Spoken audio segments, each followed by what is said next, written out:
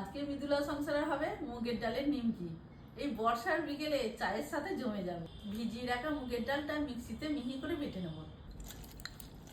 মুগের ডালটা বাটা হয়ে গেছে, এরপর ঢেলে দেবো।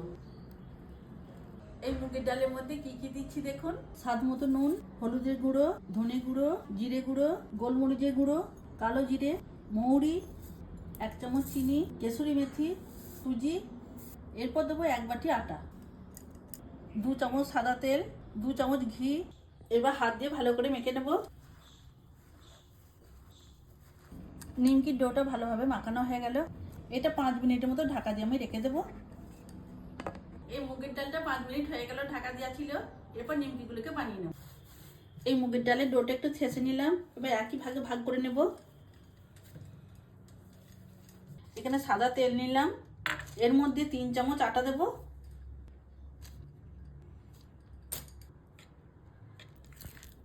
তেল আর আটা ভালো করে মাখানো হয়ে গেল, এরপর রেখে দেবো। এখানে সাদা তেল দিয়ে মুগের ডালের ডোগুলোকে বেলে নিচ্ছি। বেলা হয়ে গেল, খুব পাতলা হবে না, খুব মোটাও হবে না। আমি একটা গ্লাস নিলাম, এরপর এইভাবে কেটে নেব। এই যে বাড়তিগুলো আছে আমি আবার তুলে নেব।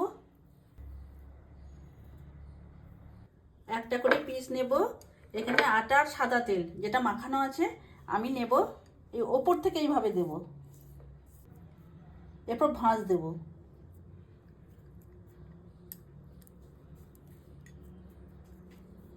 এইভাবে ছোট ছোট নিমকিগুলোকে বানিয়ে নেব।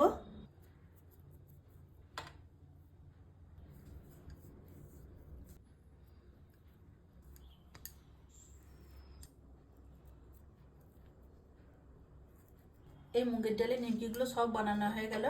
এরপর নিমকিগুলোকে সাদা তেলে ভেজে নেব। খুব হিট হওয়া চলবে না, তেলটা যে খুব গরম হবে তা না, একটু হালকা গরম হলেই হবে। এই নিমকিগুলো কত সুন্দর ভেসে উঠেছে দেখুন। এরপর আমি একটু নেড়ে দেব। মুগের ডালের নিমকিগুলো সব ভাজা হয়ে গেল, এরপর তুলে নেব। কত সুন্দর হয়েছে দেখুন। আমি এইভাবেই লাল লাল করে সব নিমকিগুলোকে ভেজে নেব। কত কড়কড়ে হয়েছে দেখুন। চায়ের সাথে বানিয়েছি মুগের ডালের নিমকি। বেশ কড়কড়ে হয়েছে। তোমার কালো জিরে দিয়েছো, মৌরি দিয়েছো, আর খেয়ে দেখছি একটা তোমার কাসুরি মেথি একটা সুবাস ছাড়াচ্ছে। মৃদুলা সংসারে ভিডিওগুলো যদি আপনাদের ভালো লাগে সাবস্ক্রাইব করে পাশে থাকবেন। সবাই ভালো থাকুন, সুস্থ থাকুন।